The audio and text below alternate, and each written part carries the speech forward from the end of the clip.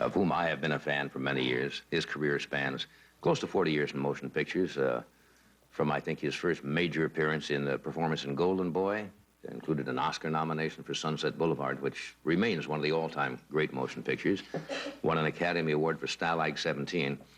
Now he's in a movie in which he is super, in a crazy, outrageous picture I saw when I was back in New York, called Network. I don't know whether the networks have seen it or not. They're not too happy. Wowee. Would you welcome William Holden?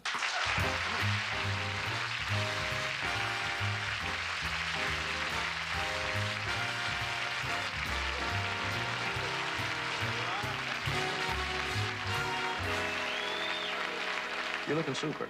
Feel good, thank you, John. I saw you the other night, and myself, on the Lucy show, when they ran the film clips of her first 25 years. You looked about as young as I did in there. Well, yours went back a few years. I look and I said, my God, how many years ago was that? It was a fun show, though. Yeah. I didn't see the show, but I heard about it. The one you did in the Hollywood, you were in the brown derby sitting there? I remember it. It's the Now, largest pie. I've got to talk about this movie. I saw it in New York, and I told you briefly before the show. I saw it with a few people who work for the network. David Brinkley. And it was a small screening, I think, Molly Parnas, and there were some people there. It is outrageous. It's by Paddy Chayefsky. Did you think he treated the networks? Well, he really took them apart. Let's be honest. Well, yes, but look, Paddy, as a playwright, has dramatic license to go to incredible lengths and then come back and make it credible. I think that a few things that he stated were quite possible, and they do exist in network programming. But, of course, he's a dramatist. He went on and carried it.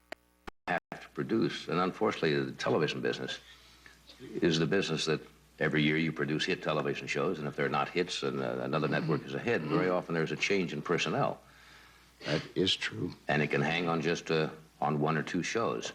I suppose everybody will sit back and playing that game saying, who do you actually represent in real life? Are you Ed Murrow type of character? Are you Jim Aubrey type of character? Are you Sarnoff or whatever?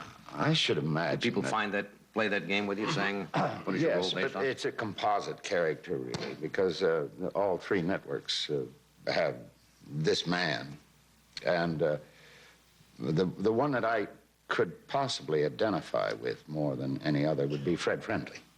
Right. I worked for him one time, and it was a remarkable and rewarding experience for me. And I didn't know you were a broadcaster. Did you do that? I did CBS News Report in 1958 on Hong Kong. It was a one-hour news report. And what happened was there was an objection by real television news reporters and anchormen, and an objection to an actor taking this role. And I don't blame them. An actor shouldn't be a newscaster. The decision, I think, was made because I lived in Hong Kong, right, and I'd had quite a few years there, and they knew that I knew somewhat of the inside of Hong Kong. It was excusable on that score. But for an actor to impose himself on news broadcasting then involves the same kind of thing that network involved itself with, the personality, right, rather than the legitimate news reporter. Now, I know you probably get tired of going around and mentioning it, but I have seen it, and it's a funny picture. Have you seen the whole entire final version? Because I understand you normally don't like to see the finished version of the picture. I saw the final cut, the rough cut, and then it was polished a bit after that. Then I happened to see in New York a week or so ago, I saw about the last third of it, and I was really intrigued.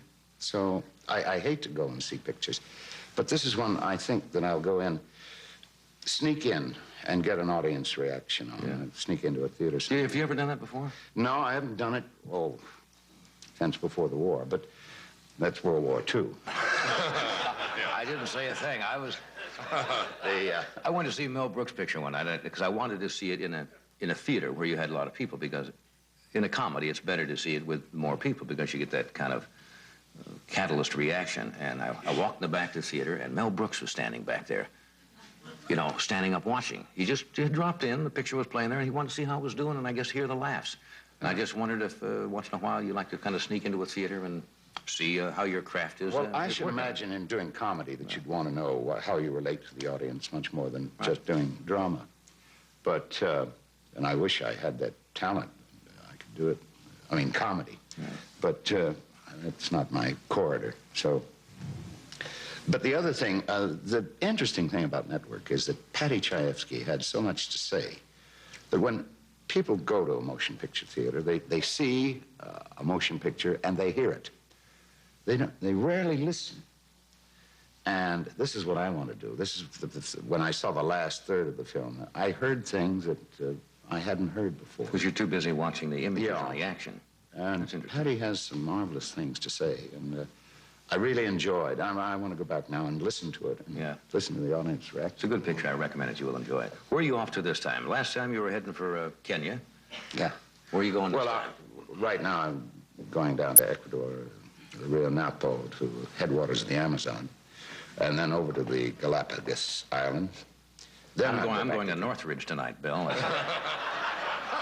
Every time you're here now, you know, last time I said, we've talked about the Kenya place, and I said, 5 years ago, I said, while you were sitting here, gee, Bill, I'd like to do that, and you were nice enough, you say, you must make that trip, and I keep saying it, but I don't make that move. You want to go? You going to the Galapagos? You want to go with me? I'd love to go with you. Oh, boy, wouldn't that be fun? Wouldn't that be fun? Oh. Let's just get up and go. That's what you got to do. Just get your priorities straightened out. The band is saying, don't go. Don't go. No, you're right. That's the way you should do things. Say, damn it, I'd like to do that. Get up, go do it, and get out of your system. Is this really your first love? Well, I'm an extremely curious fellow, John, and I'm a fortunate man because I realize that having worked in this business, motion picture business, that I was taken to places and I was able to see areas and geography that came about because of the location of the film.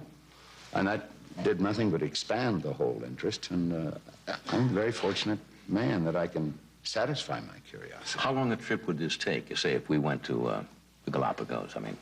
Oh, I think that Galapagos would take a week, and another week, a week and a half, and... I wish I had the guts. Oh, wouldn't it be wonderful? Pa went to Hong Kong. I could go to the Galapagos. You know, we're gonna do that. Now you see, I'm saying that we're gonna do that sometime.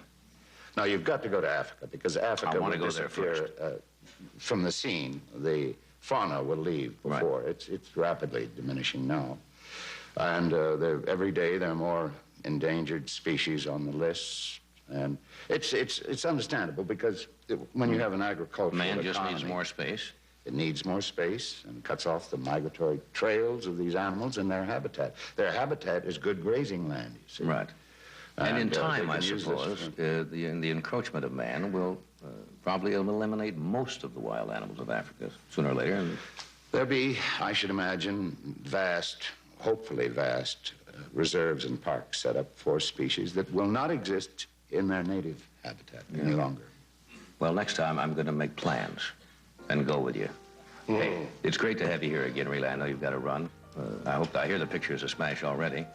And come back soon, will you?